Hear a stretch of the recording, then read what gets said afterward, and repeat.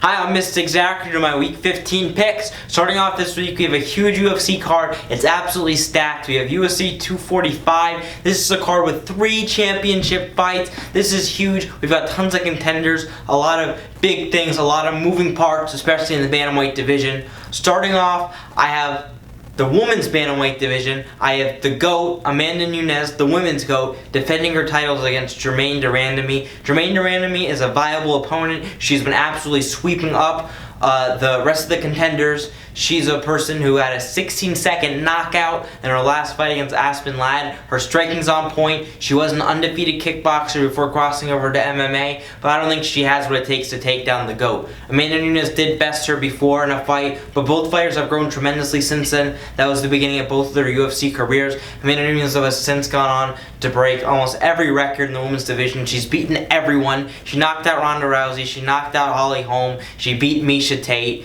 She beat Cyborg at 145. She's the 2-time champ. She's the undisputed GOAT, and I'm picking her to defend her 135 title once more. And then my next and final MMA prediction this weekend is Petr Yan over Uriah Faber. The California Kid is no longer a kid. Uriah Faber is now 40 years old, and I think that's going to catch up to him. His mobility isn't as intact anymore. He's not as fast. His reaction speed isn't as great. His chin, as we've seen, has deteriorated quite a bit. And I think Petr Yan is too hungry and too youthful in this fight. Yan has some very crisp boxing. He's got great takedown defense he's displayed. He's got a great clinch game. I think he's just too good of an all-around fighter, too young and too strong for Uriah Faber. I wouldn't be surprised if he's able to finish the fight. And if he doesn't finish the fight, I think he's going to compile some damage on Uriah Faber's butt chin.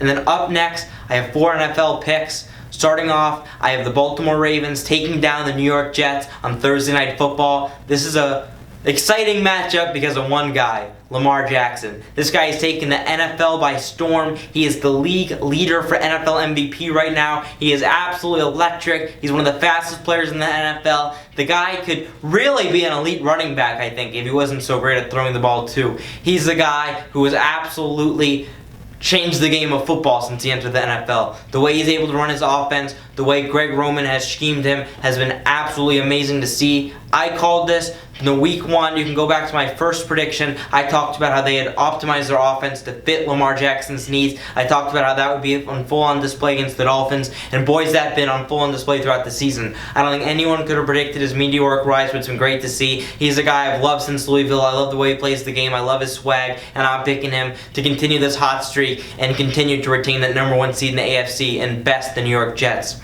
Up next, we have the New England Patriots over the Cincinnati Bengals. We all know Bill Belichick and Tom Brady love those bounce-back games. Whenever they're coming off a loss, that's when they get 10 times better. They don't want to get embarrassed. They're facing a Cincinnati Bengals team with 1 win, but the Bengals do have some offensive weapons. Joe Mixon went off last week. He had over 150 yards from scrimmage. Tyler Boyd has been really solid. Andy Dalton, when he can put it all together, really can be a dangerous threat to contending teams, but I don't think that's enough against this Patriots team. They're hungry, they're mad, they got embarrassed on prime time last week.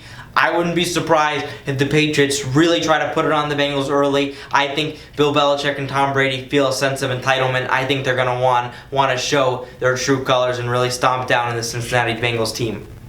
Up next, I have the San Francisco 49ers taking down the Atlanta Falcons. The 49ers have been amazing. They have been arguably the best team in the NFC all year. Last week, they were able to take down the New Orleans Saints 48-46. That was an amazing game capped by George Kittle's amazing run. He was able to really break 3 defenders' tackles. He was stiff-arming. He was rumbling, stumbling, bumbling. He was really an amazing run from arguably the league's best tight end. I love the 49ers defense. I love what they do. I love Kyle Shanahan. I love the way he calls his plays. That team is an amazing team to watch. They're super fun, and I think they're a real contender, and I think they're a real problem. I'm picking them over the Falcons at home. And my last and final prediction is my man Patrick Mahomes taking on the Denver Broncos. The Chiefs have dominated division matchups. They're a team I picked over the Raiders twice. I picked them over the Broncos earlier in the year. I haven't been wrong yet. Patrick Mahomes